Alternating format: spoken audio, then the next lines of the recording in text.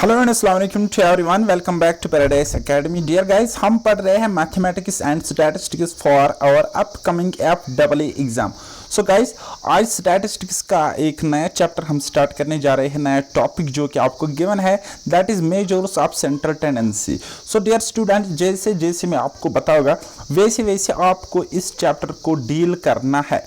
सब कुछ आपको मिलेगा प्रीवियस FEE पेपर, उसके अलावा JSA के 10 शिफ्ट्स के क्वेश्चंस आपको सॉल्व हो जाएंगे, एक भी क्वेश्चन नहीं रहेगा। और आपके एग्जाम में आने वाला, चाहे वो CBT होगा चाहे OMR बेस्ड होगा, ये 1 से 2 नंबर देने वाला है ये चैप्टर आपको। लेकिन जैसे जैसे मैं पढ़ाऊंगा बस वैसे ही पढ़ना है और उतना ही पढ़ना है, कोई प्रैक्टिस सेट वगैरह लगाने की जरूरत नहीं है। सो गाइज, अगर इस चैप्टर की बात करेंगे तो यहाँ से 90% न्यूमेरिकल क्वेश्चन आने की चांसेस है। 90% यहाँ पे चांसेस है कि आपका डाटा गिवन हो, आपको कोई वैल्यू फाइंड आउट करनी हो। सो गाइज, इस चैप्टर में आप ज्यादातर न्यूमेरिकल्स पर फोकस करना। ओके गाइज, तो चलो जी हम स्टार्ट करते हैं मेजर ऑफ सेंट्रल टेंडेंसी। सबसे पहले हम समझते हैं कि ये क्या होता है, क्या है ये मेजर ऑफ सेंट्रल टेंडेंसी। एक ऐसा मेजर होता है, एक ऐसा टिपिकल वैल्यू होता है जिसके इर्द गिर्द वो सारे वैल्यूज, अदर वैल्यूज जो सीरीज होती है, डाटा होती है, इसके इर्द गिर्द घूमते हैं। सपोज मैं अगर किसी क्लास में जाता हूँ, सपोज क्लास 10th में जाता हूँ, तो वहाँ पे मुझे क्या मिलेगी? स्टूडेंट्स मिलेंगे। सो मैं स्टूडेंट्स का पूछता हूँ, आप मुझे बताइए एवरेज वेट। तो एवरेज मुझे निकल के आ गया ना, एवरेज वेट। अब ये एवरेज वैल्यू एक ऐसा वैल्यू है, आधे स्टूडेंट्स का वेट इतना ही होगा, आधे स्टूडेंट्स का वेट इस एवरेज वेट से ज्यादा होगा, आधे स्टूडेंट्स का वेट इस एवरेज वेट से कम होगा। तो कहने का सिंपल सा मतलब है, ये अगर मेजर होता है कोई सेंट्रल टेंडेंसी, तो ये हमें एक ऐसा टिपिकल वैल्यू देता है जो जिसके इर्द गिर्द सारे वैल्यूज हमें नजर आते हैं। Okay guys, next. अच्छा, an average stands for the complete group of which it forms a part represents the whole. अच्छा, ये एवरेज क्या होता है या सेंट्रल टेंडेंसी क्या होता है? हम यहाँ पे बात कर रहे हैं सारे एवरेजेस, मीन हो, मीडियन हो, मोड हो, ज्योमेट्रिक मीन हो या हार्मोनिक मीन हो। यह एक ऐसा वैल्यू होता है जो सारे डाटा को, सारे सीरीज को, सारे वेरिएबल्स को, सारे ऑब्जर्वेशंस को रिप्रेजेंट करता है, दिखाता है। Getting my point?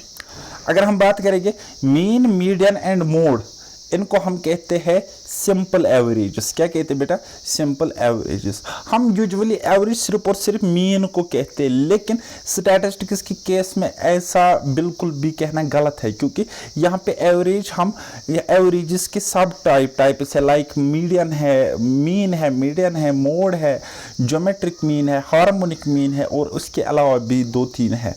ओके, तो लेकिन अगर हम इसको थोड़ा सा समझने की कोशिश करेंगे गहराई से, तो हमें पता चलता है कि मीन, मीडियन एंड मोड जो होता है, इनको हम क्या कहते हैं? सिंपल एवरेजेस कहते हैं। और स्पेशल एवरेजेस हमारे पास है geometric mean and harmonic mean. बस इतना ही हम पढ़ने वाले हैं इस टॉपिक में, और आपका नंबर 100% गारंटी ले लो अभी से, 100%। टेक स्क्रीनशॉट नाउ, 100% ये नंबर आपका सिक्योर हो जाएगा। चाहे फिर क्वेश्चन कहीं से भी आए, कंटिन्यूअस सीरीज आए, डिस्क्रीट सीरीज आए, कुछ भी आ जाए, एक नंबर आपका सिक्योर है। और मैं आपको ऐसी टेक्निक्स बताऊंगा कि आपको कोई फार्मूला भी याद रखने की जरूरत नहीं है, और 5-5 सेकंड्स में क्वेश्चन सॉल्व होंगे। सो चलो जी, सेंट्रल टेंडेंसी को और फर्दर समझने की कोशिश करेंगे। ये रेफर करता है to the tendency for a set of values together around the middle of the set. ये लगभग बीच में होता है। ये सेंट्रल वैल्यू हमेशा क्या होता है? सेट ऑफ वैल्यूज जो आपके पास बहुत सारे ऑब्जर्वेशंस होते हैं, उनके बीच में कहीं पर लाई करता है। Normally measured by mean, median, mode. Normally हम क्या लेते हैं, मतलब नॉर्मली जो हम सेंट्रल टेंडेंसी को मेजर करते हैं, उसके हमारे पास नॉर्मली 3 तरीके रहते हैं: mean, median and mode. Getting my point? Okay. Measure of central tendency value are known as measures of central tendency as it lies between two values. Okay. Next, अब हम इसके कुछ कैरेक्टरिस्टिक्स देखते हैं कि क्या खुसूसियत है, क्या कैरेक्टरिस्टिक्स है इसके। कहता है it should be well defined so that a unique answer can be obtained. कहते ये वेल डिफाइंड होना चाहिए ताकि हमें एक क्या मिले, एक यूनिक आंसर मिले, या हम कहेंगे एक यूनिक कंक्लूजन मिले, एक यूनिक रिजल्ट मिले। Getting my point? It should be easy to understand, calculate and interpret. क्या होना चाहिए? आसान होना चाहिए, समझने के लिए आसान होना चाहिए। It should be used on all observations, okay, पता है आपको। It should B amendable for further mathematical calculations.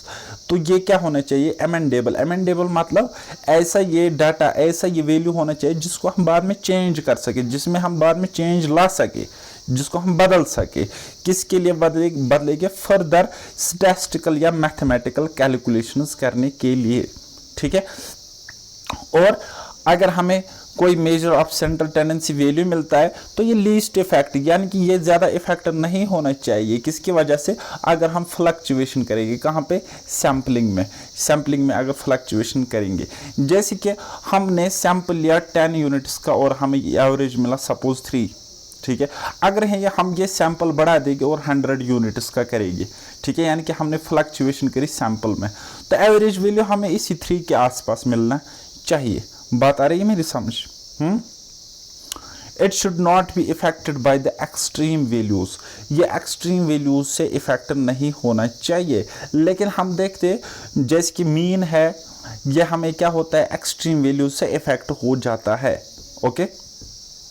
चलो जी, अगर हम इसको डिवाइड करेंगे, समझने की कोशिश करेंगे, तो सेंट्रल टेंडेंसी तो हमें पता है। तो इसमें 2 एवरेजेस हमें देखने को मिलते हैं। एक होते हैं हमारे मैथमेटिकल एवरेजेस और एक होते हैं हमारे पोजिशनल एवरेजेस। अगर मैथमेटिकल एवरेजेस की बात करेंगे, मैथमेटिकल एवरेजेस की बात करेंगे तो उसमें आता है अर्थमेटिक मीन, और उसके बाद आता है ज्योमेट्रिक मीन, देन उसके बाद आता है next that is harmonic mean. वहीं पे अगर हम पोजिशनल एवरेज की बात करेंगे तो उसमें आता है हमें मीडियन एंड मोड। इनको हम पोजिशनल एवरेज क्यों कहते हैं? क्योंकि ये हमें पोजीशन ऑफ डाटा या पोजीशन ऑफ सर्टेन वैल्यू दिखाते हैं इन ए गिवन डाटा या सीरीज में, ओके। तो इसलिए हम इनको पोजिशनल एवरेजेस कहेंगे। अब मैंने यहाँ पे मैथमेटिकल एवरेजेस को अगर आप देखोगे फर्दर, तो ये है आपका सिंपल एवरेज, और ये जो आपके है ना, these are called special types of average या स्पेशल एवरेजेस, ठीक है। कौन कौन स्पेशल एवरेज है? Geometric mean and harmonic mean. Getting my point? Okay जी। नाउ हम अब पढ़ने की कोशिश करेंगे, जानने की कोशिश करेंगे। सबसे पहला और लेंथ रहने वाला जिसको कहते हैं अर्थमेटिक मीन। तो ये क्या होता है? ये एक सिंपल एवरेज है of all items in A series, the simplest measure of central tendency, इसको हम कहते हैं अर्थमेटिक मीन। अगर हम इसको फर्दर समझने की कोशिश करेंगे तो इसको हम फाइंड आउट करते हैं, ऑब्टेन करते हैं सम ऑफ ऑब्जर्वेशंस। जो आपको वैल्यूज गिवन होती है सीरीज में, डेटा सपोज 1 2 3 4, तो दीज आर कॉल्ड ऑब्जर्वेशंस। इन सब को हम सम करते हैं और डिवाइड करते हैं नंबर ऑफ ऑब्जर्वेशंस, यानी कि टोटल ये कितने ऑब्जर्वेशंस, 1 2 3 4 ऑब्जर्वेशंस है ना, तो डिवाइड बाय करेंगे 4। ओके गाइस, इसको हम मैथमेटिकली इस तरीके से रिप्रेजेंट करते हैं। मीन का अर्थमेटिक मीन का मतलब होता है x bar equal to summation of x. ये जो जेड आपको उल्टा दिख रहा है, दिस इज कॉल्ड समेशन हमें क्या दिखा रहा है? ये रिप्रेजेंट, इसका मतलब होता है सम, ठीक है। समेशन ऑफ एक्स, ये एक्स क्या है? X are variables, sum of variables divide by n is what? This is total number of variables.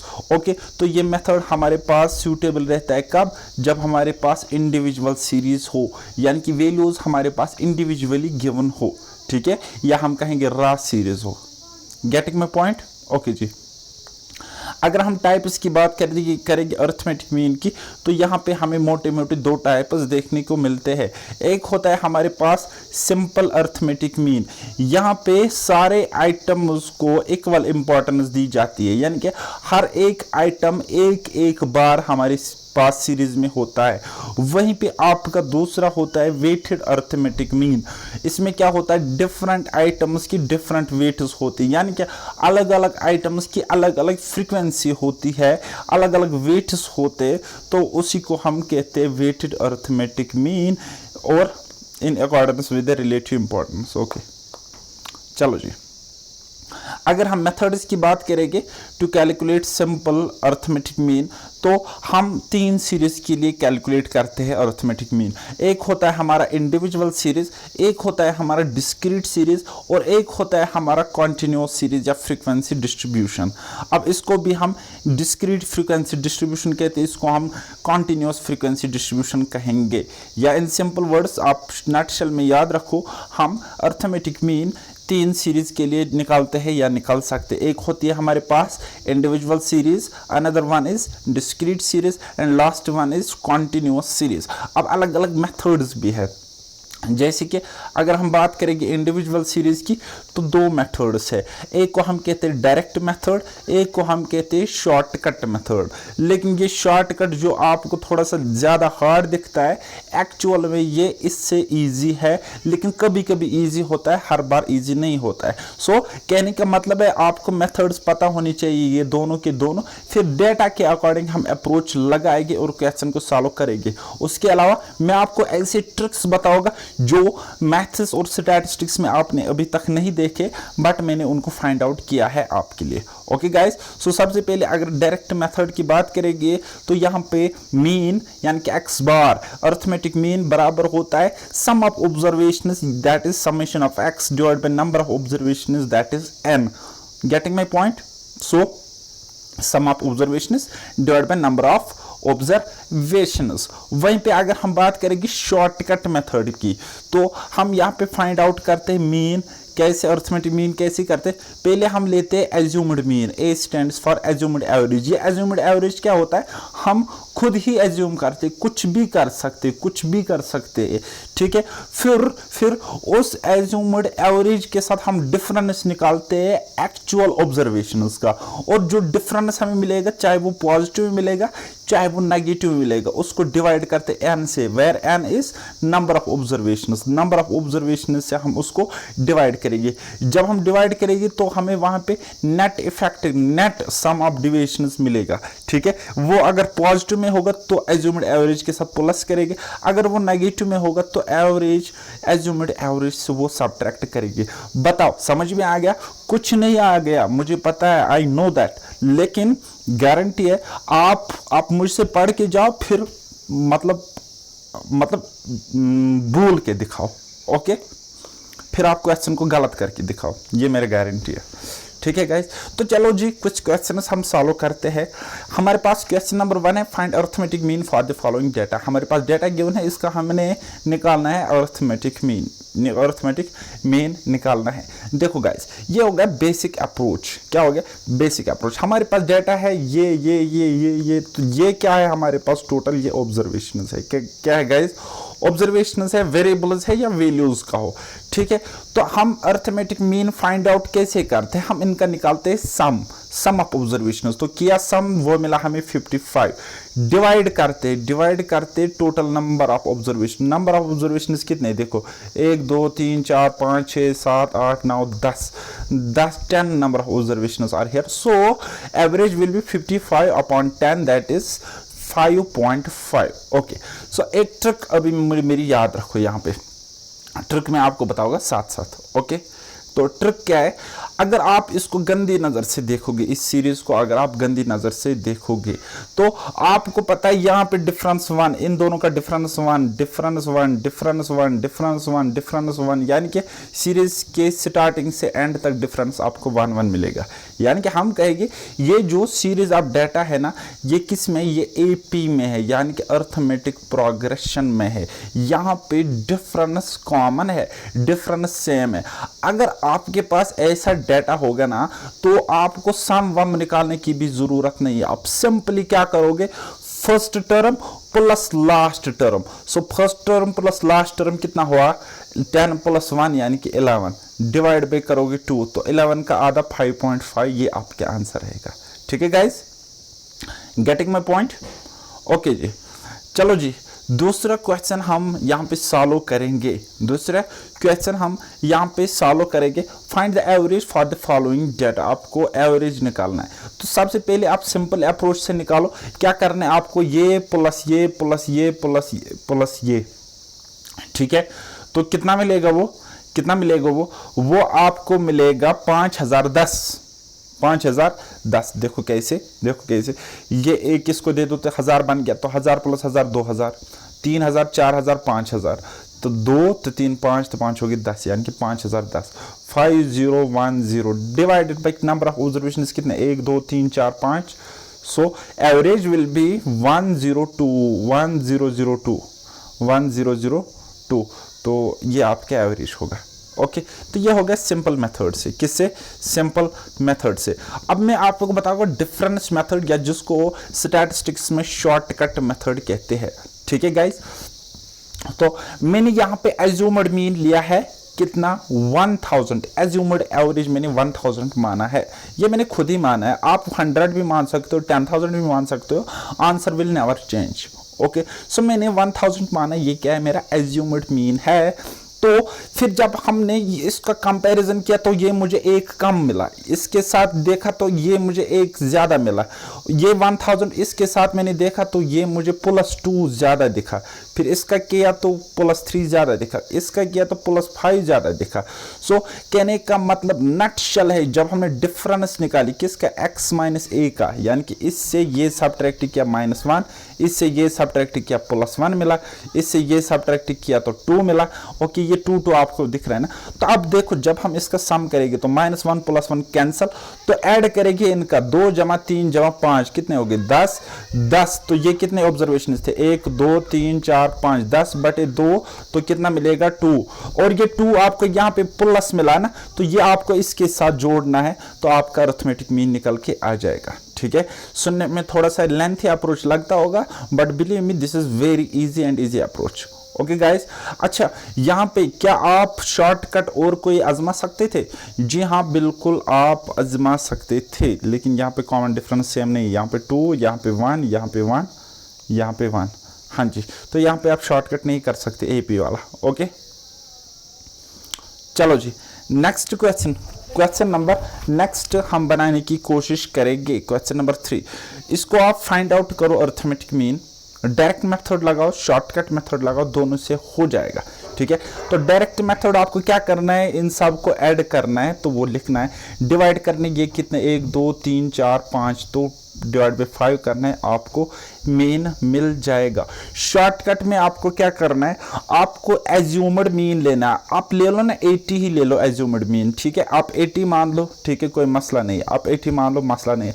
Then 75 - 80 कितना रहेगा -5 रहेगा, फिर 68 - 80 तो कितना रहेगा, बोलोगे सर -12 रहेगा, फिर 80 - 80 कितना रहेगा, बोलोगे सर 0 रहेगा, 92 - 80 कितना रहेगा, बोलोगे सर +12 रहेगा, +12 रहेगा, 56 - 80 तो कितना रहेगा, आप बोलोगे सर 24, लेकिन ये क्या -24।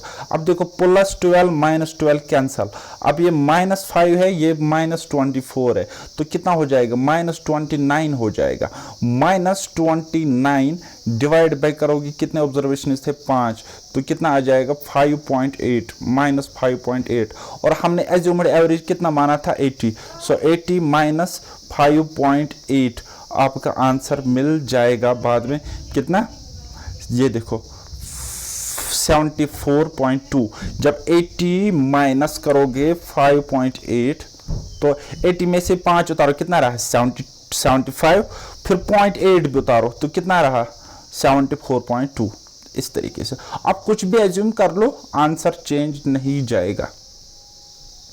ओके जी, अब ये वही कंसेप्ट जो मैंने आपको अभी बताया ट्रिक में कि एवरेज ऑफ कंसेक्यूटिव नंबर्स और एपी सीरीज।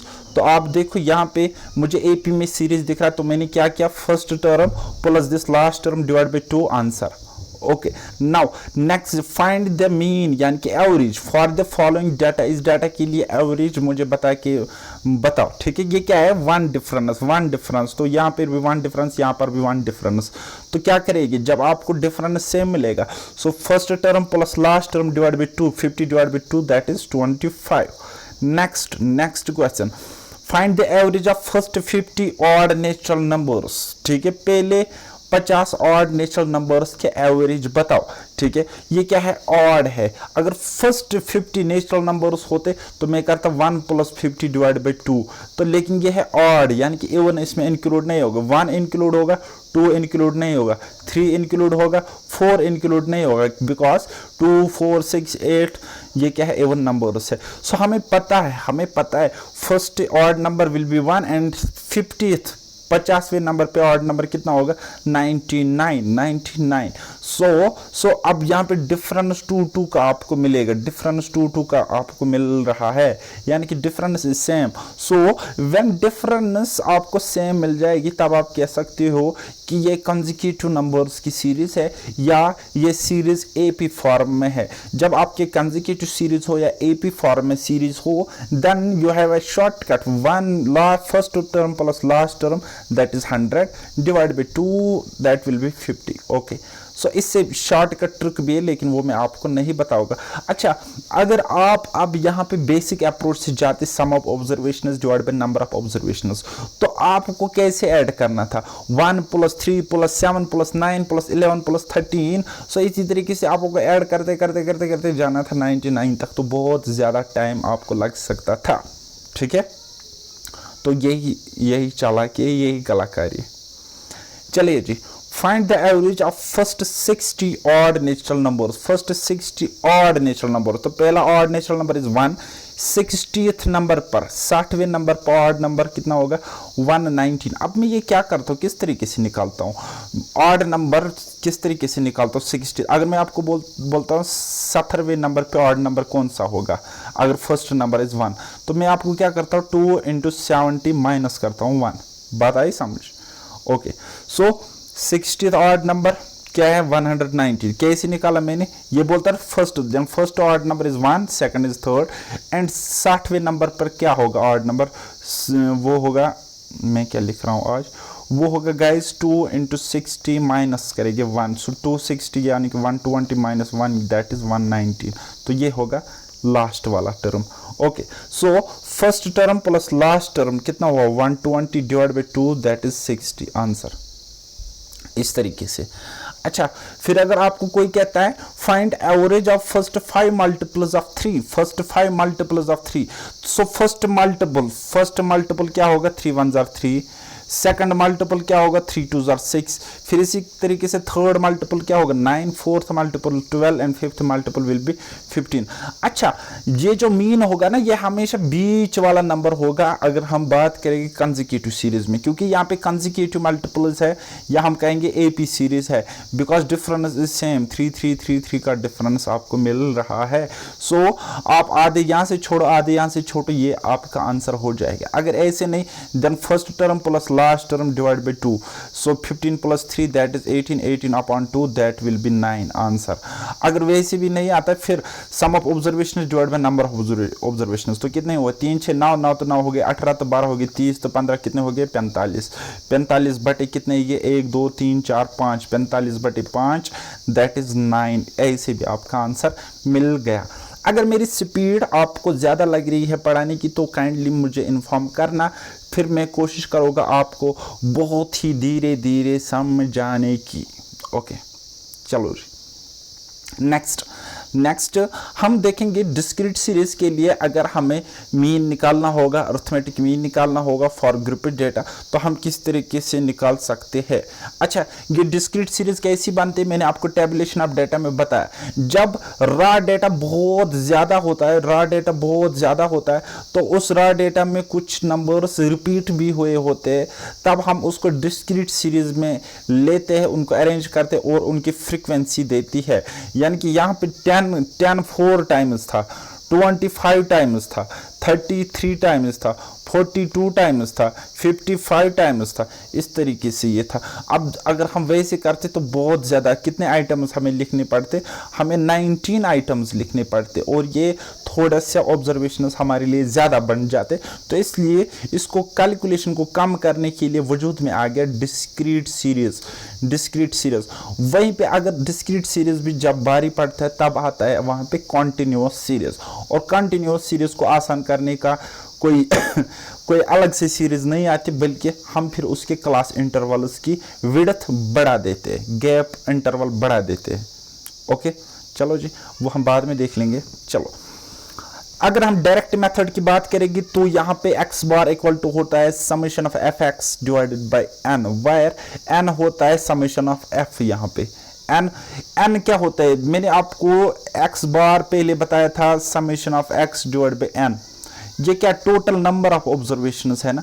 सो यहाँ पे total number of observations n है, n। तो observations, total number of observations इस तरीके से नहीं है 1 2 3 4 5, बल्कि ये 10 4 टाइम्स है ना, तो ये 25 टाइम्स है, ये 33 टाइम्स है, तो ये 42 टाइम्स है, ये 55 बार है डेटा में, तो 5 टाइम्स। तो ऑब्जर्वेशंस कितने होंगे, ऑब्जर्वेशंस होगी 4 + 5 + 3 + 2 + 5, तो वो कितने हो गए 19। सो ये 19 क्या है एक्चुअल में, ये इस f का समेशन है। सो समेशन ऑफ f इस केस में n के इक्वल हो जाता है, that is total number of observations. Okay चलिए जी, ये होगा थोड़ा छोटा सा डेरिवेशन जो कि आपके लिए बिल्कुल इंपॉर्टेंट नहीं है। अच्छा, हम क्वेश्चंस को करेंगे सिर्फ और सिर्फ शॉर्टकट मेथड से, क्योंकि यह हमारे लिए बहुत ही कारआमद साबित होने वाला है। ओके गाइस, चलो जी, चलिए जी, पहले हम देखेंगे डायरेक्ट मेथड से। अगर आपके पास वेजेस है कुछ काम करने वाले लोगों की इस तरीके से, और नंबर ऑफ वर्कर्स कुछ इस तरीके से काम करते हैं, सो हमें बोलने एवरेज वेजेस इनके। सो वेजेस और फ्रीक्वेंसी हमने लिखा, तो हमने क्या बताया कि मीन बराबर होगा समेशन ऑफ एफ एक्स, यानी कि एफ इंटू एक्स निकालना, एफ इंटू एक्स यानी कि 4 10 40, 5 20 इंटू कितना होता है 100, 3 इंटू 30 90, 2 इंटू 40 80, 5 इंटू 50 250। देन इसके बाद हम करेंगे ये जो हमें एफ एक्स मिला, तो इसका करेंगे समेशन ऑफ एफ एक्स, यानी कि ये प्लस ये प्लस ये प्लस ये प्लस ये, दैट इज ये। ओके 560। सो 560 हमें मिला summation of f x divided by n, n is what summation of f, इसका सम वो कितना है 19, यानी कि 19 से डिवाइड करेगी तो आपको एवरेज मिल जाएगा सिंपल वे में। ठीक है, इतना समझ में आ गया ना। अच्छा, अगर आपको थोड़ा सा दिमाग है शॉर्टकट मेथड लगाने का, तो आपको इतना सोचने की जरूरत नहीं थी। क्यों? क्योंकि आप यहीं पे बताओ मुझे, अगर आप एज्यूम्ड एवरेज, अगर आप एवरेज मानोगे कि औसतन के तौर पर ये 30 रुपए इनकी एवरेज वेजेस है, आपने मान लिया, ठीक है, मान लिया ना। ओके, आपने मान लिया, ये आपने एज्यूम किया। सो हम लिख सकते ए किसके इक्वल है, ए इक्वल टू 30, राइट 30। अब 40 माइनस 30 करो तो 10 आ जाएगा, ये 10 मैंने लिखा। दिस 50 माइनस 30 तो 20, दिस 20 माइनस 30 तो माइनस 10 आ जाएगा, एंड दिस 10 माइनस दिस 30 तो माइनस 20 आ जाएगा।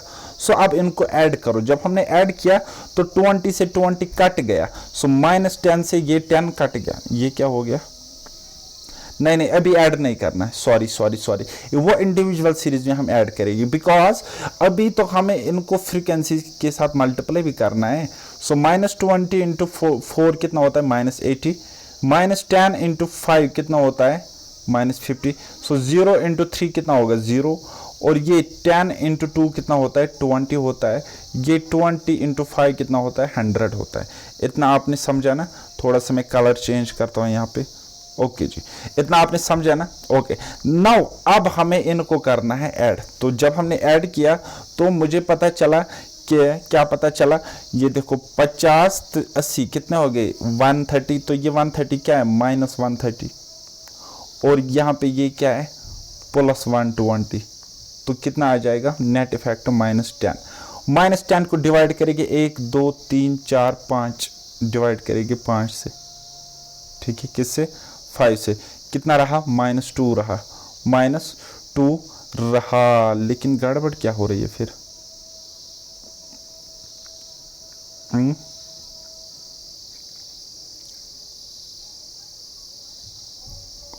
कुछ तो गड़बड़ है, 4 5 9 3 12 तो 2 हो गए, 14 तो 5 हो गए 19। हाँ ओके गाइस, फाइन, ये हमें n है ना, तो हमें यहाँ पे डिफरेंस मिला -10 डिवाइडेड बाई करेंगे 19, डिवाइड बाई करेंगे 19 से। सो जब हमने इसको 19 से डिवाइड किया वो हमें लगभग 0.5 के इक्वल मिलेगा, 0.5 के इक्वल मिलेगा। सो लेकिन मिलेगा नेगेटिव में। तो एज्यूम्ड एवरेज कितना था हमारे पास 30, सो 30 माइनस 0.5 कितना रहेगा 29.5, तो वही 29.47 है, यानी कि 29.5 हुई है। अब यहाँ पे एग्जैक्ट 0.5 नहीं था बल्कि वो 0.5 समथिंग था, 0.53 था। ओके, तो मैंने अप्रॉक्सीमेशन से किया। तो आप इस तरीके से कर सकते हो, कोई मसला नहीं है। बाकी ये क्वेश्चन आप देख लेना, हालांकि टेबलर फॉर्म में क्वेश्चन आपको एग्जाम में बिल्कुल भी नहीं आएगा। अगर आता भी है तो ये दो चीज़ें आपको गिवन होंगी। तो आपको क्या करना है, यहाँ पे आपको एज्यूम्ड एवरेज लेना है। आप इसको भी मान सकते हो, इसको भी, इसको भी, इसको भी, किसी को भी मान सकते हो। तो सपोज मैंने यहाँ पे 30 को मान लिया, तो यहाँ पे 0, यहाँ पे 10, यहाँ पे 20, यहाँ पे 10, यहाँ पे 20। ओके, नाउ फिर इस फ्रीक्वेंसी को इसके साथ मल्टीप्लाई करना, ये मिलेगा। इसको इसके साथ मल्टीप्लाई करना, ये मिलेगा। इस 0 × 3 0 मिलेगा, 10 × 2 20 मिलेगा, ये मिलेगा। ओके, सो देन उसके बाद समेशन ऑफ f(x) -10, तो इसको इसके साथ डिवाइड करेगी, जो मिलेगा वो नेगेटिव में मिलेगा, और उसको हम सब्ट्रैक्ट करेंगे इस 30 से, वो आपका एवरेज मिल जाएगा। ये तो पिछला वाला ही क्वेश्चन है। ओके जी, अब अगर हम बात करेंगे कि मीन हम कॉन्टिन्यूअस सीरीज के लिए किस तरीके से निकालते हैं या फ्रीक्वेंसी डिस्ट्रीब्यूशन के लिए किस तरीके से निकालते हैं, तो 3 तरीके हैं हमारे पास। एक होता है डायरेक्ट मेथड, एक होता है हमारे पास शॉर्टकट मेथड, एक होता है हमारे पास स्टेप डिविएशन मेथड। ठीक है गाइस, सो लेकिन डायरेक्ट मेथड को ही हम समझेंगे, इन दोनों को हम स्किप ही करेंगे। ये तो वैसे मैंने आपको समझा, अगर समझ सकते हो तो समझ लो, इसको आप कंप्लीट स्किप करो। ओके गाइस, तो x bar equal to summation of, हम करते थे f(x) डिस्क्रीट के केस में, लेकिन यहाँ पे fm, और ये m क्या होता है, मिड वैल्यू होता है। तो मिड वैल्यू किसके इक्वल होता है, lower limit plus upper limit divide by 2, L1 plus L2 divide by 2। तो a क्या होता है, एज्यूम्ड एवरेज होते हैं in case of assumed mean या शॉर्टकट मेथड। d क्या होता है, difference, that is m minus a, और d डैश क्या होता है, m minus a upon c। इतना भी याद रखने की ज़रूरत नहीं है। ओके गाइज, तो स्टेप्स टू कैलकुलेट अगर हम देखेंगे डायरेक्ट मेथड से किस तरीके से हम निकालते, तो सबसे पहले हम मिड वैल्यू फाइंड आउट करते क्लास का, उसके बाद मिड वैल्यूज को मल्टीप्लाई करते उनके कॉरस्पॉन्डिंग फ्रीक्वेंसीज थे, तो हमें मिलता है summation of fm। So summation of fm को हम डिवाइड करते हैं टोटल नंबर ऑफ ऑब्जर्वेशन से, तो हमें मिलता है x बार, यानी कि मीन मिलता है, बात खत्म। ओके, तो चलो जी, हम एक कॉन्टिन्यूअस सीरीज लेते, इसको बनाने की कोशिश करते हैं। ओके गाइज, अगर आपको यहाँ पे सीधे सीधे वैल्यूज होते 10, 20, 30, 40, तो आप डायरेक्ट करते f × x, तो f(x) आपको निकलता, फिर आप summation of f(x) divided by ये इसका सम यानी कि n, तो आपको मीन मिलता है। लेकिन यहाँ पे तो आपको क्लासेस गिवन है, यानी कि आपको एक सिंगल वैल्यू लेना है, देन उसके बाद इसके साथ मल्टीप्लाई करना, और वो सिंगल वैल्यू क्या होता है, वो इस क्लास का मिड पॉइंट होता है, मिड वैल्यू होता है। तो मिड वैल्यू किसके इक्वल होता है, ये प्लस ये डिवाइड बाई 2, यानी कि इन दोनों का एवरेज, इन दोनों का एवरेज, इन दोनों का एवरेज, इन दोनों का एवरेज, वो आपको यहाँ पे दिख रहा है। ठीक है, first L1 plus L2 divide by 2, वही करना है। तो अब आपको L1 ये मिला, ये मिला, ये मिला, ये मिला, ये मिला। ओके, अब आप यहाँ पे शॉर्टकट मेथड से भी जा सकते हो, और आप इस मेथड से भी जा सकते हो। शॉर्टकट मेथड अगर आपको बताओगा मैं, तो क्या करना है, आपको एज्यूम्ड एवरेज लेना है, कोई भी ले सकते हो, एज्यूम्ड मीन, उसके बाद कॉरस्पॉन्डिंग फ्रीक्वेंसी से मल्टीप्लाई करोगे, जो मिलेगा उसको सम करोगे, उसको डिवाइड करोगे 140 से, फिर जो पॉजिटिव में मिलेगा या नेगेटिव में मिलेगा वो आप एज्यूम्ड एवरेज के साथ ऐड करोगे, तो आपका आंसर मिल जाएगा। अगर नहीं तो क्या करना है, आपको यहाँ पे मिड वैल्यू मिलाना, तो इसको इसके साथ मल्टीप्लाई करो, यहाँ पे लिखो, इसको इसके साथ मल्टीप्लाई करो, यहाँ पे लिखो, इसको इसके साथ मल्टीप्लाई करो, यहाँ पे लिखो, इसको इसके साथ मल्टीप्लाई करो, यहाँ पे लिखो। 45 × 20 कितना होता है, 900 होता है। देन उसके बाद इसका सम निकालो, वो आपको ये मिलेगा। ठीक है, जब आपको सम मिलेगा तो फिर आपको मीन निकालने में दिक्कत नहीं होगी। सो x बार विल बी कितना, 3620 अपॉन 140, तो इसको डिवाइड करोगे तो आपको मीन मिल जाएगा। ओके गाइस, सो शॉर्टकट मेथड से भी मैंने यहाँ पे बनाया है, देखना चाहते हो तो देख सकते हो, मेरी मानो तो स्किप कर लो, बिकॉज ये वाले क्वेश्चंस एग्जाम में बहुत ही कम चांसेस है ऐसे क्वेश्चंस आपको दिखें। ओके, अब हम बात करते हैं मिसिंग कंसेप्ट की। एक इंपॉर्टेंट कंसेप्ट होता है जिसको मैंने आपको सब वीडियो के पहले में स्टार्टिंग में कहा कि जिसको हम वेटेड अरिथमेटिक मीन कहते हैं। ये क्या होता है? ये एवरेज ऑफ वेटेड आइटम्स का एवरेज होता है। ओके गाइस, जैसे कि हम डिस्क्रीट सीरीज में कैसे निकालते थे mean, summation of f x divided by summation of f यानी कि n. Okay, summation of n क्या होता है, समेशन ऑफ एफ क्या होता है, एन ही तो होता है। ठीक है, तो वही केस यहां पर होता है। ये बहुत ही सिंपल, बहुत ही मतलब सिमिलर है किसके साथ, डिस्क्रीट सीरीज के साथ। यहां पे आइटम्स का हम वेट देते हैं। वेटेड मीन मतलब क्या होता है कि कौन से आइटम का कितना वेट है, कौन से आइटम की कितनी इंपॉर्टेंस, कितना वजन है किसी गिवन सीरीज में, कौन आइटम कितनी बार है। ठीक है, अगर आपके पास कोई आइटम है, कोई वैल्यू है 3, कोई आइटम है 4, अब ये 4 4 बार है, ये 3 खाली एक बार है, सो हम कहेंगे इस 3 ऑब्जर्वेशन का वेट इज 1, इस 4 ऑब्जर्वेशन का वेट इज 4। अब अगर कोई ऑब्जर्वेशन होती है आपके पास 6 और ये 19 टाइम्स रिपीट हुआ होगा किसी इंडिविजुअल रॉ डेटा में, सो हम कहेंगे इस 6 का वेट है 19। तो हम क्या करते, यहां पे हम इसको कहते हैं वेटेड एवरेज। हम वेट्स यानी कि आइटम्स को हम मल्टीप्लाइड करते हैं कॉरस्पॉन्डिंग वेट्स के साथ to get summation of those items. Okay, चलो जी, तो हम इसका यूज भी हालांकि करते हैं कहां पे, कंस्ट्रक्शन ऑफ इंडेक्स नंबर्स में करते हैं, और हम अपने वाइटल स्टैटिस्टिक्स में भी इसका यूज करेंगे, और मैं आपको वहां पे क्वेश्चंस भी सॉल्व कराऊंगा। ओके गाइस, तो अभी हम इसको रहने देते हैं क्योंकि आगे मैं आपको इंडेक्स नंबर में ये क्वेश्चंस डेफिनेटली दिखाऊंगा, तब आपका ये क्लियर हो जाएगा। Okay guys, but simple way में अगर आप फिर भी इसको करना चाहोगे तो आप क्या कर सकते हो, जो डिस्क्रीट सीरीज के लिए मैंने आपको अरिथमेटिक मीन दिखाया बस वैसे ही करना है, बस आपको वैसे ही करना है।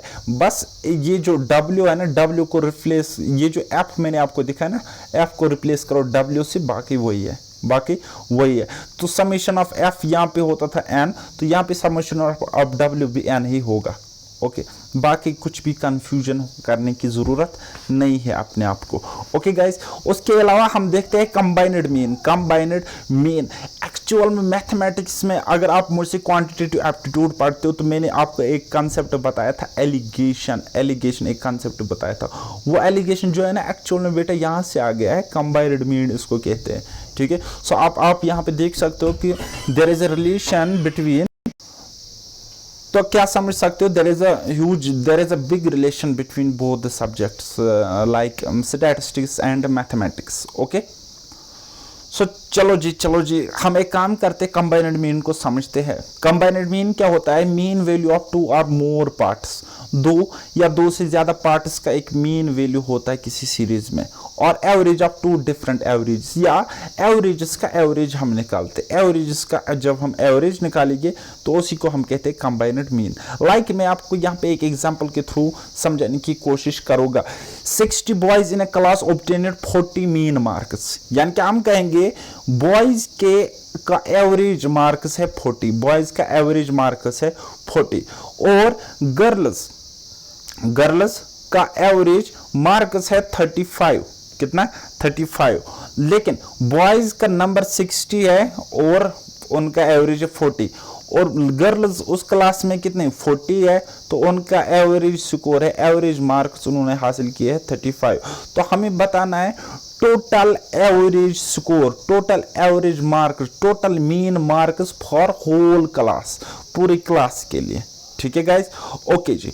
तो इसकी फॉर्मूला अगर हम देखेंगे, थोड़ी कॉम्प्लिकेटेड फॉर्मूला है, n1 x1 plus n2 x2 divide by n1 plus n2। तो ये फॉर्मूला है ना, मैं आपको सिंपल अप्रोच से सॉल्व कराने की कोशिश करूंगा। ठीक है गाइस, देखो आपको क्या करना है। अगर आप इनका रेशियो ले सकते हो तो ले लो रेशियो, बॉयज एंड गर्ल्स का number n1 is to n2। अगर आप निकाल सकते हो तो निकालो, नहीं निकाल सकते हो तो मत निकालो। वैसे आप ले सकते हो, तो इसका रेशो 3, इसका 2, यानी कि 20 से मैंने डिवाइड किया।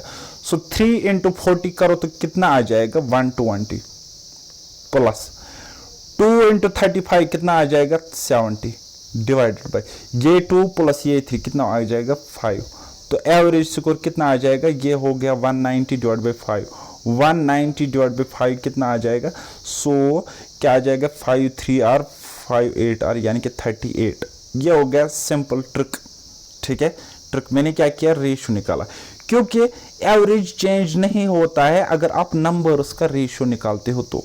दूसरी बात डायरेक्ट, ठीक है, बॉयज का एवरेज स्कोर कितना है, इतना है, तो बस उसका सम निकालो, क्योंकि हमें मीन निकालना कैसे होता है, sum of observations divide by number of observations. ठीक है, तो ये ऑब्जर्वेशंस इतने हैं और इनका सम, हर एक ऑब्जर्वेशन का एवरेज वैल्यू इतना है, तो सम होगा इनका मल्टीप्लिकेशन, तो सम। फिर इन गर्ल्स का भी हम निकालेंगे टोटल सम, तो निकाला, उसका भी हम करेंगे सम, तो वो हो गया टोटल सम। अब इनका भी सम, इनका भी सम हो गया ना। Divide by total number of observations. Number of observations मतलब नंबर था बॉयज के यहाँ पे 60 और यहाँ पे गर्ल्स का नंबर था कितना 40। सो 60 प्लस 40 कितना हो गया 100। ओके, सो इसका जब हमने देखा तो 3800 मिला, डिवाइड बाय 100, तो 0 से 2 0 खत्म, तो 38 विल बी द एवरेज। और अगर फॉर्मूला की बात करेंगे तो फॉर्मूला हमें क्या बोलता है, n1 x1 plus n2 x2 divide by n1 plus n2। ठीक है, तो n1 हमारे पास है नंबर ऑफ बॉयज, x1 यानी कि एवरेज, देयर एवरेज। ठीक है, तो इन दोनों का multiplication plus n2 x2 n2 x2 n2 into x2। ठीक है, इन दोनों का मल्टीप्लिकेशन तो किया, देन उसके बाद आपको एवरेज मिला। अच्छा, अगर हम देखेंगे कंबाइंड मीन, तो यहां से भी क्वेश्चन आ गया था आपके जेएसए पेपर में। अगर हम देखेंगे करेक्टेड मीन, तो यहां से भी क्वेश्चंस आ गए थे जेएसए पेपर में। और एक इंपॉर्टेंट कंसेप्ट है मीन, मीडियन एंड मोड का, वो अभी तक जेएंड के यूटी में ना पिछले साल ना इस साल किसी ने भी नहीं करवाया था, लेकिन मैंने करवाया था। और आप देखो, पेपर उठाओ और आप देखो, वहां से 3 4 क्वेश्चन शिफ्ट्स में आ गए। हर एक शिफ्ट में कम से कम 2 क्वेश्चन उस कंसेप्ट पर आ गए। और मोस्ट इंपॉर्टेंट, हमारे FAA एग्जाम, FAA पेपर में भी एक क्वेश्चन आ गया था, जहां पे आपको मोड गिवन होता है, मीडियन गिवन होता है, तो मीन निकालना पड़ता है, या आपके पास मीन गिवन होता है, मीडियन गिवन होता है, तो मोड निकालना पड़ता है। तो इसको कहते हैं एम्पिरिकल अप्रोच। उसमें होता है z इक्वल टू मोड बराबर होता है 3 times median minus 2 times mean. खैर वो हम बाद में देख लेंगे, लेकिन फिलहाल हम देखते हैं करेक्टेड मीन क्या है। गाइस, इस क्वेश्चन को समझने के लिए अगर हम बेसिक अप्रोच से जाएंगे, फार्मूला अप्रोच से जाएंगे, एक तो टाइम लग सकता है, दूसरा आप कैलकुलेशन मिस्टेक करोगे एग्जाम में, या कैलकुलेशन एरर होने के चांसेस रहते हैं एग्जाम में। तो अच्छा हमारे लिए ये रहेगा कि हम चीज़ों को सिंपल वे में समझें, बहुत ही सिंपल रखें, कम से कम कैलकुलेशन करें। और जब हम कैलकुलेशन कम करें, इजी कैलकुलेशंस के साथ क्वेश्चन को सॉल्व करेंगे, तो हमारा आंसर भी ठीक ठाक निकल के आ जाएगा और पेपर भी अच्छा हो जाएगा। तो चलिए जी, हम समझते हैं करेक्टेड मीन क्या होता है। तो बस आप क्वेश्चन को समझो, आंसर खुद ही आ जाएगा। कहता है मीन ऑफ 10 नंबर्स इज 38। कहता है 10 नंबर्स का अर्थमेटिक मीन है 38, या हम कहेंगे सिंपली एवरेज है 38। लेकिन क्या हुआ कि जब हम मीन निकाल रहे थे, जब हम अर्थमेटिक मीन फाइंड आउट कर रहे थे, तो हमने कोई नंबर इसमें लिखा 30, लेकिन हमें लिखना था एक्चुअल में 60। यानी कि 30 लिखना था, 30 हमने लिखना था 60, लिखना था 60। तो मीन क्या मिला होगा, गलत मिला होगा। दैट मीन्स अगर हमें मीन 38 मिला ना, तो ये हमें गलत मिला। क्यों मिला? क्योंकि हमें 60 लिखना था, हमने 30 लिखा। हमें ऑब्जर्वेशंस के साथ ऐड करना था 30, तो हमने ऐड करना था 60, तो हमने किया 30। ठीक है, ओके। तो अब मुझे आप बताओ, एक्चुअल में हमें ऐड क्या करना था? बोलोगे सर 60। तो बाय मिस्टेक हमने ऐड कितना किया ऑब्जर्वेशंस के साथ? तो 30। ठीक है, तो डिफरेंस कितना मिलेगा? डिफरेंस कितना मिलेगी? यानी कि हमने कम कितना लिया है, 30 हमने कम लिया है ना, यानी कि हम कहेंगे एक्चुअल नंबर हमारे मिस्टेक वाले नंबर से कितना बड़ा है, तो कितना बड़ा है, 30 बड़ा है, 30 बड़ा है, यानी कि actual number is 30 greater than number which took by mistake. ठीक है, तो चलो जी इसको हम कहेंगे डिफरेंस। क्या कहेंगे बेटा, डिफरेंस कहेंगे। अच्छा फिर हम क्या काम करते, ये जो आपको डिफरेंस मिला ना, ये पॉजिटिव में मिला, इसको डिवाइड करेंगे, तो इसको हम डिवाइड करेंगे total number of observation. Total number of observation कितने हैं हमारे पास, 10 नंबर से ना, तो 10 से डिवाइड करेंगे। तो जब हमने 30 डिवाइड बाई 10 किया तो +3 मिला ना, +3, तो यानी कि एक्चुअल एवरेज होता है ये 3 और ये 38, कितना हो गया 41। वही मैंने किया है, आप यहाँ पे देख सकते हो। अब आपको क्वेश्चन की लैंग्वेज अलग हो सकती है, आपको बताना, आपको पूछ सकता है एग्जामिनर एक्चुअल मीन बताओ, करेक्टेड मीन बताओ, एक्चुअल एवरेज बताओ, ऑरिजिनल एवरेज बताओ, तो आप ऐसे कैलकुलेट कर सकते हो। ठीक है, एक और क्वेश्चन मैंने लिया है, चलो जी समझते हैं इसको। कहता है एक स्टूडेंट होता है, उसको कहा गया कि आप एवरेज कैलकुलेट करो 10 नंबर्स की, 10 ऑब्जर्वेशंस की। तो उसने क्या किया, उसने किया बहुत बड़ा कांड, उसने करी गलती। उसने क्या किया, एक नंबर उसने लिया 60। ठीक है, लेकिन उसको लिखना था वहां पे 30, उसने लिखा 60। कितना लिखा, 60 लिखा, यानी कि 30 के बदले 60 लिखा। ये 60 क्या है, मिस्टेक है, ये 30 क्या है, एक्चुअल है। ठीक है, एंड फाउंड एवरेज एज, और उसको ये गलती कांड करके एवरेज मिला कितना, 36। तो हमें बोलना है अगर वो अच्छे से ठीक से कैलकुलेट करता तो एक्चुअल एवरेज क्या होती, ओरिजिनल एवरेज क्या होती, यानी कि करेक्टेड मीन क्या होता। So guys number, actual number कितना लेना था इसको, 30, और इसने लिया कितना, इसने लिया 60। अब आप मुझे बताओ एक्चुअल नंबर इस गलत नंबर से कितना कम है, डिफरेंस कितना है, तो 30। लेकिन कम है कि ज्यादा है, कम है ना, ये 30, ये 60, एक्चुअल 30 है, बाय मिस्टेक नंबर कितना है, 60 है। So actual number is what is how much less, -30। तो माइनस में आ जाएगा, माइनस, यार समझो, क्यों मुझे लग रहा है आपको समझ नहीं आता होगा। ठीक है, तो इसको हम डिफरेंस करेंगे, तो डिवाइड करेंगे, कितने ऑब्जर्वेशन थे, ये 10, तो कितना मिलेगा, -3 मिलेगा। सो ये -3 और ये 36, इनको जोड़ो तो 33 आंसर, और ये हो गया करेक्टेड मीन, वो कितना मिला, 33। फिर से देखो, समझो बस। ओके, अब क्वेश्चन आ गया था एग्जाम में कुछ इस तरीके से। अच्छा ये क्वेश्चन ना ही फाइनेंस में आ गया था, ना ही जेएससी में आ गया था, लेकिन रिसेंटली एक एग्जाम में आ चुका है। तो आप देखो क्या होता है यहाँ पे, एक स्टूडेंट होता है, वो एक वैल्यू लिखता है 12, लेकिन उसको लेना था 21। क्या लेना था, 21 लेना था, और वो कैलकुलेट करता है मीन किसने, 18 ऑब्जर्वेशंस का। ठीक है, लेकिन आफ्टर द करेक्शन, अब वो करेक्शन करता है, तो जो एक्चुअल मीन होगा वो कितना इंक्रीज करेगा इस रॉन्ग वाले मीन से। ठीक है, रॉन्ग वाला मीन कुछ भी हो सकता है इन 18 ऑब्जर्वेशंस का, वो कुछ भी हो सकता है, और हमें ना एज्यूम करने की जरूरत है, ना हमें निकालने की जरूरत है, क्योंकि हमें पता है एक्चुअल नंबर वाज 21, और नंबर टेकन बाय मिस्टेक कितना है, 12। Number he taken by mistake कितना है, 12। So difference is what, +9। सो +9 हमें यहाँ पे डिफरेंस मिला ना, तो एवरेज में ये पर हेड डिस्ट्रीब्यूट होगा। पर हेड मतलब हर एक ऑब्जर्वेशनल में इक्वली बट जाएगा। एवरेज क्या होता है, इक्वल बट जाता है। तो 9 डिवाइड बाय 18 कितना होगा, 0.5, यानी कि एवरेज वैल्यू +0.5 मिला ना, सो एवरेज वैल्यू 0.5 से इंक्रीज करेगा। पहले अगर एवरेज वैल्यू 20 था तो एक्चुअल ओरिजिनल एवरेज वैल्यू 20.5 होगा। पहले अगर एवरेज वैल्यू 15 था तो चेंज्ड वैल्यू यानी कि ओरिजिनल वैल्यू आपको 15.5 मिलेगी, यानी कि कहने का मतलब है 0.5 से इंक्रीज करेगा। सो 0.5 is the correct answer.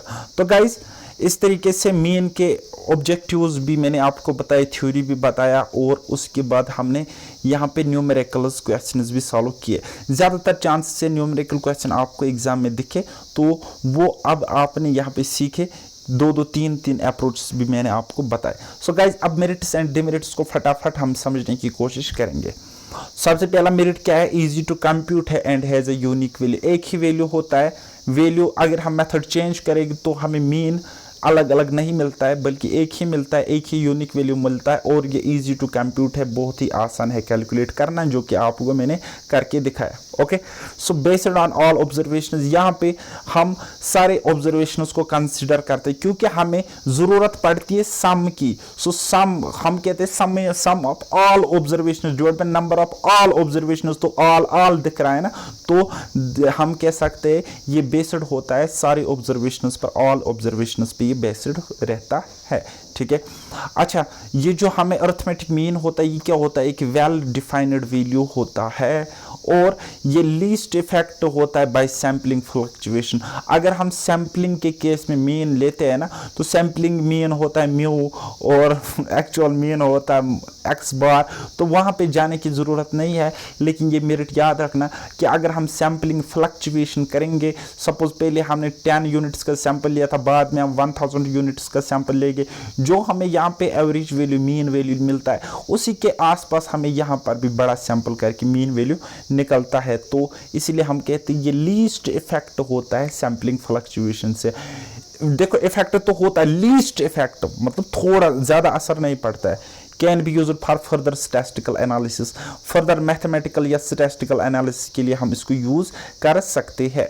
Okay guys, अब अगर लिमिटेशंस की बात करेंगे तो affected by extreme values, extreme values से ये इफेक्ट होता है। अब वैल्यूज और यहाँ पे सैम्पलिंग को मतलब ये मर्ज मत करना कि यहाँ पे क्या बोल रहे हो, यहाँ पे क्या बोल रहे हो। ये सैम्पलिंग फ्लक्चुएशन है, ये वैल्यू फ्लक्चुएशन है। एक्सट्रीम वैल्यू इसको इफेक्ट करता है। जैसे कि मैं आपको बताऊंगा कि आप मुझे अरिथमेटिक मीन बताइए, 1 + 2 + 3, ये 3 ऑब्जर्वेशन है, आप मुझे इनका अरिथमेटिक मीन बताएंगे। जब आप बताओगे तो आप बताओगे सर इसका अरिथमेटिक मीन 2 है। अब अगर मैं बताऊंगा आप इसके साथ, यानी कि 1 2 3 और यहाँ पे 1000 है, बताओ अरिथमेटिक मीन। तो मैंने यहाँ पे क्या लाया, एक बड़ा वैल्यू लाया, एक्सट्रीम वैल्यू। अब देखो एवरेज इफेक्ट करेंगे यहाँ पे, तो इन सब को जोड़ो। ठीक है, 3 2 5, 1 हो गया 6, यानी कि 1006/4, 1006/4। ठीक है, तो कम से कम 250 से ज़्यादा ही मिलेगा आपका वैल्यू, एवरेज वैल्यू कितना, 250+। अब देखो ये ऑब्जर्वेशंस कितने छोटे थे, लेकिन यहाँ पे मीन एवरेज वैल्यू कितना ज़्यादा मिला। तो ये किस लिए इफेक्ट हुआ, ये इस चीज़ की वजह से इफेक्ट हुआ ना, एक्सट्रीम वैल्यू से हमें ये क्या इफेक्ट देखने को मिला। ठीक है, ये कहने का मतलब है सिंपल वे में समझा करो। ओके, चलो जी, ये इग्नोर करता है क्वालिटेटिव डाटा, क्वालिटेटिव डाटा को इग्नोर करता है, जैसे कि ब्यूटी है, ऑनेस्टी है, जेंडर है, रिलीजन है, इन चीज़ों को ये क्या करता है, यानी कि क्वालिटेटिव डाटा को, क्वालिटीज़ को ये इग्नोर करता है। It can not be located by observations on the graphic method, graphic method वगैरह कुछ भी नहीं होता इसमें। हम ग्राफिक मेथड से कहीं पर भी अरिथमेटिक मीन को शो नहीं कर सकते, याद रखना। ग्राफिक मेथड से हम पोजिशनल एवरेज शो कर सकते, लाइक मीडियन कर सकते शो, मोड शो कर सकते, लेकिन अरिथमेटिक मीन को हम शो बिल्कुल भी नहीं कर सकते। सो गाइज, ये था सबसे लेंथ वाला topic measures of central tendency में। अब हम मीडियन एंड मोड पढ़ेंगे, होपफुली उसमें हमें ज़्यादा टाइम नहीं लगेगा। लेकिन गाइस अगेन मैं कहता हूँ, आप फोकस करना, किन चीज़ों पे फोकस करना है मैं आपको बताऊंगा। जहाँ जहाँ पे मैं बोलता हूँ स्किप करो तो वो चीज़ आपको स्किप करनी है, जहाँ जहाँ पे मैं बोलता हूँ फोकस करो तो वो फोकस करनी है। ये मेजर्स ऑफ सेंट्रल टेंडेंसी जो टॉपिक है, यहाँ पे 90% चांसेस है आपका न्यूमेरिकल क्वेश्चन आने के। 90 क्या मैं कहूँगा 99% चांसेस। तो 99% चांसेस है यहाँ पे न्यूमेरिकल बेस्ड क्वेश्चन आ जाए। तो कंसेप्ट को समझो और न्यूमेरिकल्स को सॉल्व करो, न्यूमेरिकल्स को देखो कि मैं किस तरीके से सॉल्व करता हूँ। बाकी अगर आप थ्योरी पोर्शन में इस चैप्टर की बात कर रहा हूँ, मेजर्स ऑफ सेंट्रल टेंडेंसी की, अगर आप थ्योरी में कहीं पर लेख भी कर रहे हो, कोई पॉइंट समझ भी नहीं आ रहा है, तो बस मत रुको, आगे दौड़ो। ठीक है, रुको ही मत, नॉन स्टॉप भागो। ठीक है, और इसको कंप्लीट करो और समझने की कोशिश करो। गाइस टारगेट मेरा हमेशा वही सटीक टारगेट है, टारगेट 100% सीखो। सो घबराने की जरूरत नहीं है, आप बिल्कुल मजबूत हाथों में हो, ठीक है। आपको वैसे वैसे करना है जैसे जैसे मैं आपको बताऊंगा। सो मिलते हैं अब नेक्स्ट लेक्चर में, नेक्स्ट वीडियो में। तब तक के लिए बाय बाय, टेक केयर, अल्लाह हाफिज और मेहनत करते रहिए।